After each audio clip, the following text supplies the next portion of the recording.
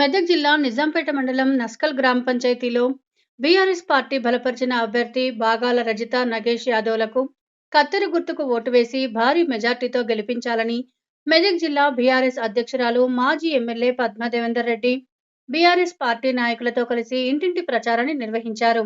ఈ సందర్భంగా పద్మదేవేందర్ రెడ్డి మాట్లాడుతూ కాంగ్రెస్ ప్రభుత్వం చేసినటువంటి మోసాలను ఎండగట్టాలంటే బీఆర్ఎస్ పార్టీ బలపరిచిన అభ్యర్థులను గెలిపించాలని ఓటర్లకు విజ్ఞప్తి చేశారు.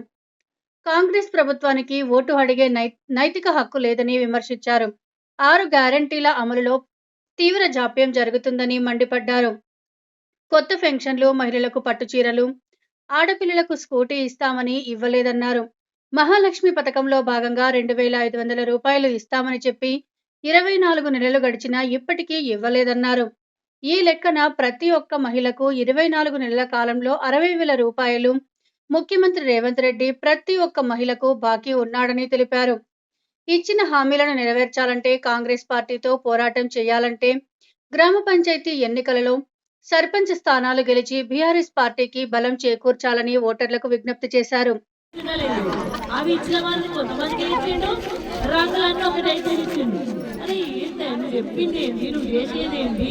ఇన్ని మాటలు చెప్తివి, ఓట్లు వేసుకుంటువి, ఏమన్నా అంటే రైతులను చూడకపోతుంది, అక్కడికి చూడకపోతుంది. గ్యాస్ 500 క్యాంటీన్ వచ్చిందా? ఎవరికైనా గ్యాస్ 500 రాకపోయి ఇస్తలేదు. మరి కష్టాలు పెట్టి నువ్వు వచ్చి ఓట్లు వేసుకొని మొత్తం స్కూటీలు ఇస్తాను. ఆడపిల్లలకు స్కూటీలు ఇస్తాను.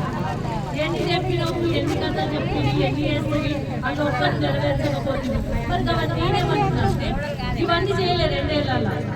మనమేమో అప్పుడు మంచినీళ్ళ పోసుకుంటే మంచినీళ్ళు వేసుకున్నాం, కరెంటు కష్టాలు తీసుకున్నాం, చెరువులు మంచిగా చేసినాం, మిషన్ పల్లెలతో మంచినీళ్ళు ఇచ్చినాం, అట్లనే పెన్షన్లు ఇచ్చినాం, బీడీ కార్మికులకు పెన్షన్లు ఇచ్చినాం. అన్ని రకాల మంచి చేసుకుంటూ పోయినాం. ఒకటి ఒక్కొక్క వర్గానికి మంచి చేసుకుంటూ పోయినాం.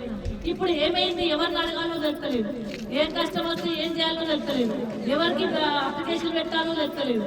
అంతకుముందు అంటే గీడికలు మొదలు పెడితే అక్కడ దాకా ఒకరు కాకపోతే ఒకరు పక్కన నిలబోతారు, వచ్చిపోతున్నాం. ఆడికి వచ్చేటట్టు అందరూ కలవారు కదా.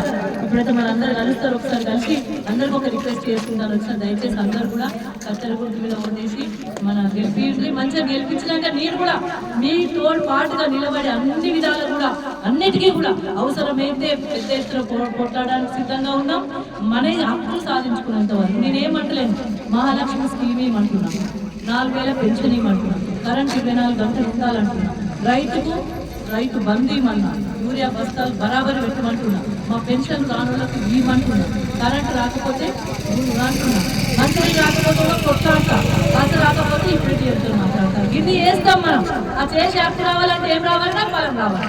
నాకు బలం రావాలంటే సర్పంచ్ చేయాలి. సర్పంచ్ తీసుకుపోయి నడువున ఆడలు ఎట్టు పెడతాం, వీళ్ళు ఎట్టు పెడతాం, వీళ్ళు పెడతాం, కొట్లాడతాం, తెచ్చుకుంటాం. అది కావాలి. ఎందుకంటే గుర్తుగా చేయరు, గుర్తుగా చెప్తే చేయరు, ఏదో నమ్మసరి చెప్తే చెయ్యరు. అవి కొట్లాడతారు చేస్తారు. కాబట్టి దయచేసి అందరూ కూడా మరి మంచిగా సర్పంచ్ గెలిపించాల్సి ఇవ్వాల్సిన నష్టం అందరూ కూడా కోరుకుంటూ జై తెలంగాణ, జై కేసీఆర్.